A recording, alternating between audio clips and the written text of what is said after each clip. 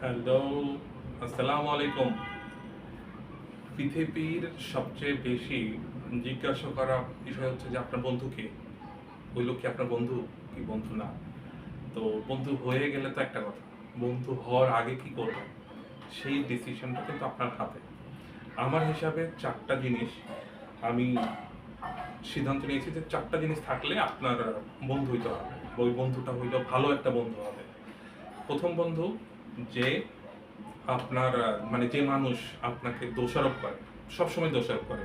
এইটা করছে কেন? এইটা হয় নাই কেন? এটা তো ও করছে, এটা আমি জানি না।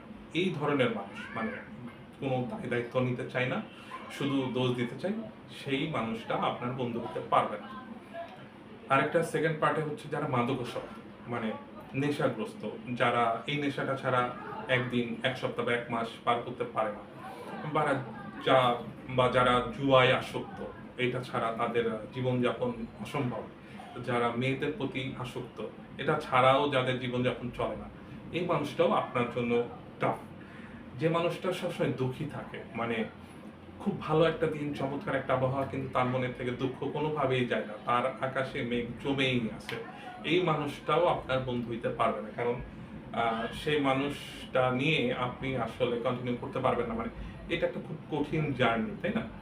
ইভেন আমার কাছে মনে হয় যাদের মধ্যে ফোর্থ নাম্বারে যাদের মধ্যে হিংসা আছে, যে হিংসা করে, যে মনে করে যে আমি না, ও কেন, এই জিনিসটা যাদের মধ্যে বিল্ড আপ করা আছে, বা সবসময় তারা দেখে যে, ধরো আমি অ্যাজ এ সেলস পারসন, আমি আমার একটা সেলস টার্গেট আছে, ধরো আমার সেলস টার্গেট ১০০টা, আমি সেখানে ৭০টা করি, কেউ আছে ৯০টা করে, কেউ ৩০টা করে। তা আমি অনেক সময় আমি এইভাবে চিন্তা করি, আমি তো ৩০টার চেয়ে বেশি করছি, ৫০টা করছি, ৬০টা করছি।